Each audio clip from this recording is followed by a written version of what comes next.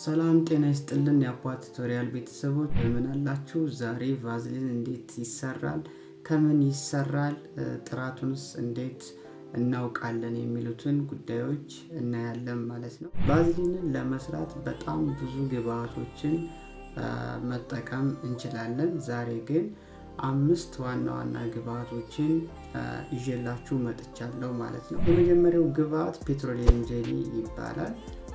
ይህ ኬሚካል የሚሰጠን እዚህ ጋር እንደምታዩት ማለት ነው። ይህ ኬሚካል ልስላሴ ነው የሚጨምርልን ማለት ነው። ሁለተኛው ኬሚካል ደግሞ ፓራፊን ዋክስ ነው። ስለዚህ ጥንካሬ እንዲኖረው ቫዝሊናችን ወይም ጀል ላይክ ስትራክቸር እንዲኖረው ጥብቅ እንዲል የሚያደርግልን ነገር ነው ማለት ነው። ወይም ሃርድ እንዲሆን የሚያደርግልን ኬሚካል ነው። ሶስተኛው ላይት ፓራፊን ወይም ሚነራል ኦይል ብለን የምንጠራው ነው። ይህ ደግሞ ልስላሴን ይጨምራል ማለት ነው።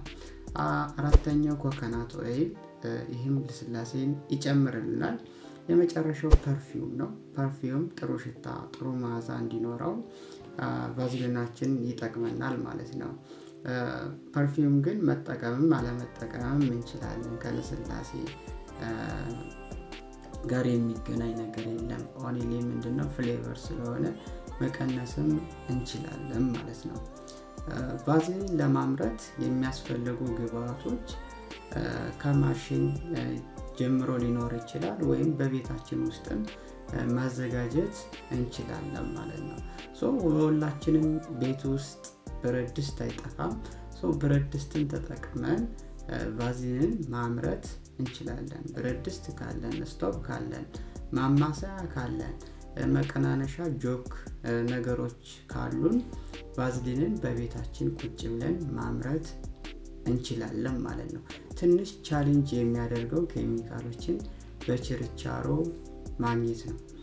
በችርቻሮ ካገኘናቸው ግን ለማምረት በጣም ከባድ አይደለም ማለት ነው። ቫዝሊንን ለማምረት የምንጠቀምበት ሜትድ ዳብል ቦይለር ሜትድ ይባላል። ዳብል ቦይለር ሜትድ ይህ ምንድነው? ፓራፊን ዋክስ፣ ኮኮናት ኦይል፣ ከዛ በተጨማሪ ደግሞ ፔትሮሊየም ጄሊ የሚቀልጡ ነገሮች ናቸው። ስለዚህ እነሱን ዳይሬክት ስቶቭ ላይ መጣድ የተከለከለ ነው ማለት ነው። ምክንያቱም አንዳንዶቹ ምንድናቸው በሚጣድበት ጊዜ ወይም ኤክስትሪም ቴምፕሬቸር በሚያገኙበት ጊዜ ከለራቸው ይቀየራል ማለት ነው። አንዳንዶቹ ደግሞ ሽታ ያመጣሉ ማለት ነው።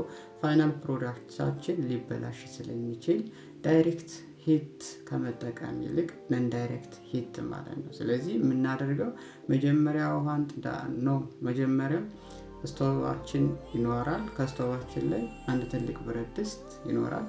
ከዛ ብረት ድስት ላይ ውሃ ይጨመርና እዚህ ጋር እንደምታዩት ማለት ነው ከውሃው ላይ ነው ሌላ ብረት ድስት የምንጨምር።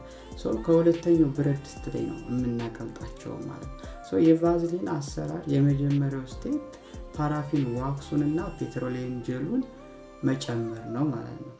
እናቀልጠዋለን ማለት ነው። እስከሚቀልጥ ድረስ እናማስለዋለን ማለት ነው።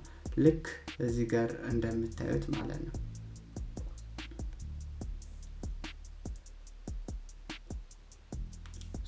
ሁለተኛው ስቴፕ ፓራፊን ዋክስን እና ፔትሮሊየም ጄል ካቀለጥን በኋላ ላይት ፓራፊን እንጨምርና እናዋህደዋለን ማለት ነው። ልክ እዚህ ላይ እንደምታዩት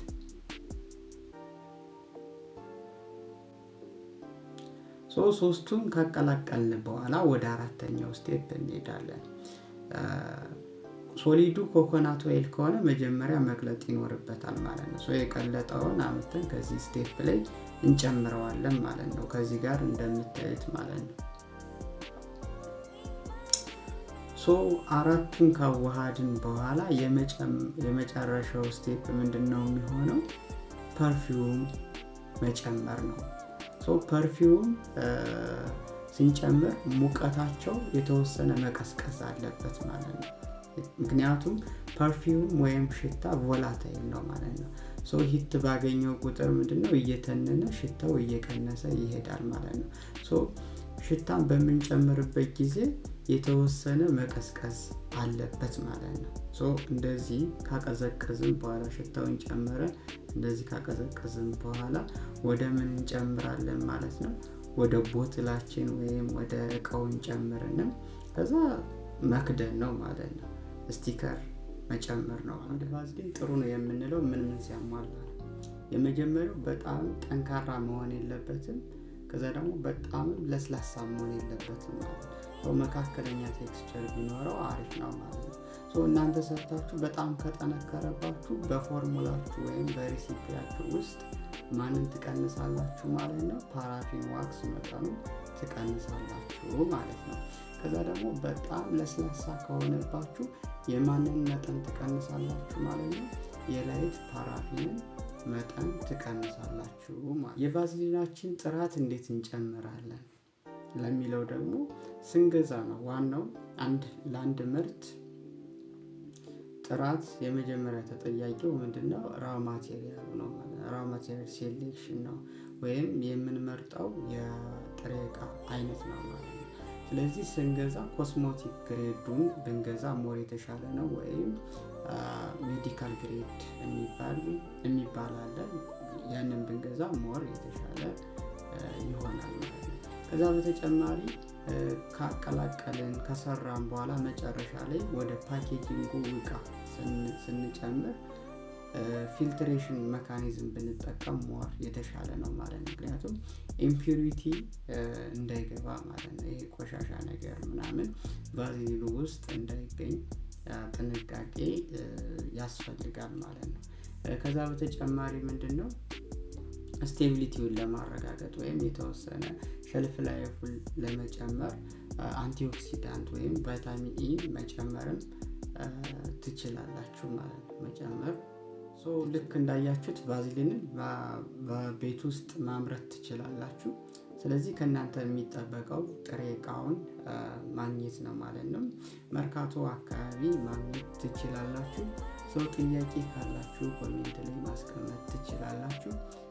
ከዛ በተጨማሪ እንደዚህ አይነት ቪዲዮ እንዲደርሳችሁ ላይክ እንዲሁም ሰብስክራይብ ማድረጋችሁን እንዳትረሱ።